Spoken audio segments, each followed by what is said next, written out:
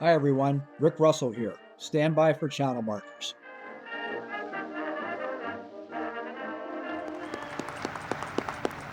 I'm honored to be here for the recommissioning of this mighty force for peace and freedom. Putting this great ship back to work protecting our country represents a major step toward fulfilling our pledge to rebuild America's military capabilities. Today's It video marks is the about force resurgence. structure, which simply means the U.S. Navy's available ships and aircraft at any given time. In other words, its fighting strength. The Navy Department was created in 1798 when the War Department complained naval affairs were too complicated and time-consuming to manage. With 225 years behind us, we can make three basic observations about force structure. First, to rebuild the U.S. Navy in peacetime, the nation must have the fervent support of the President as Commander-in-Chief. We can count such presidents and their signature programs on one hand, all served in the 20th century. First is Theodore Roosevelt, the 26th president, who built the Great White Fleet, which signaled the arrival of the United States on the world stage as a major sea power. Next is Franklin Roosevelt, the 32nd president, who presided over the construction of the two-ocean navy, which was instrumental in winning World War II. Third, and most recent, is Ronald Reagan, the 40th president, who presided over the creation of the 600-ship Navy, which helped bring the Cold War to a non-nuclear and non-violent end. Well, the New Jersey today becomes our 514th ship and represents our determination to rebuild the strength of America's right arm so that we can preserve the peace. The second thing we can say about force structure is when the balloon goes up, whether you want war or not, you must fight and win with the ships and aircraft you have. If you wait until the war begins to start building ships and training crews, then you will surely get into trouble. The best example from U.S. history occurred in 1812, when the Madison administration and Congress believed declaring war on Great Britain, the world's greatest naval power, made sense. In Canada alone, the Royal Navy's Halifax Squadron numbered more than 100 ships. Nonetheless, with war declared, the U.S. government then enacted a large naval appropriations bill.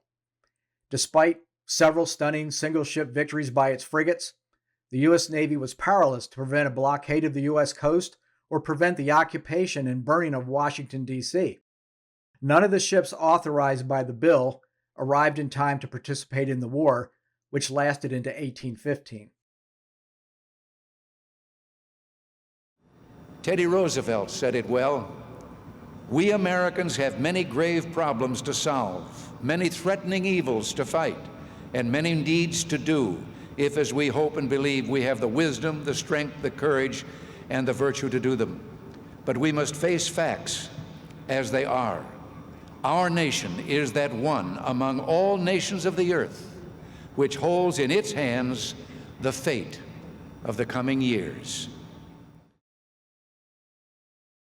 What about today?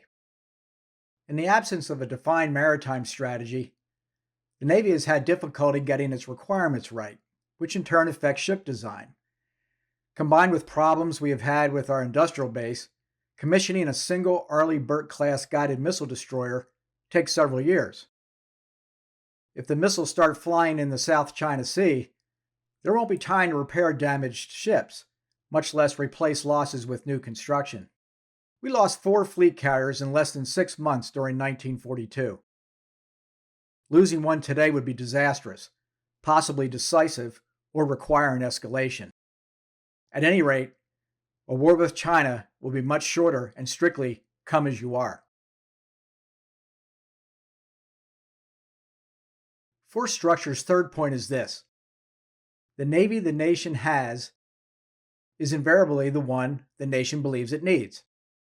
The U.S. Constitution requires Congress to provide and maintain a Navy, but doesn't specify what sort of Navy should be provided, or how large or small it should be. Force structure needs to be determined by strategy. Which brings us back to the role of the President. Now that we've laid out a few thoughts about force structure, please stay tuned as upcoming videos look at the 3 different navies that existed during Franklin Roosevelt's presidency and comprised the United States Navy during World War II. A few moments ago, I quoted Teddy Roosevelt. Most people remember him as a man of strength and vitality, and yes, some have an image of a warlike man always spoiling for a fight. Well, let us remember he won the Nobel Peace Prize, an honor bestowed upon him for his courageous and energetic efforts to end the Russo-Japanese War. He knew the relationship between peace and strength, and he knew the importance of a strong Navy. The Navy of the United States, he said, is the right arm of the United States and is emphatically the peacemaker. Woe to our country if we permit that right arm to become palsied or even to become flabby and inefficient. That's all for this channel marker. Thanks for watching. Leave a comment or recommend another subject below. As always, please like and subscribe if you enjoyed this video.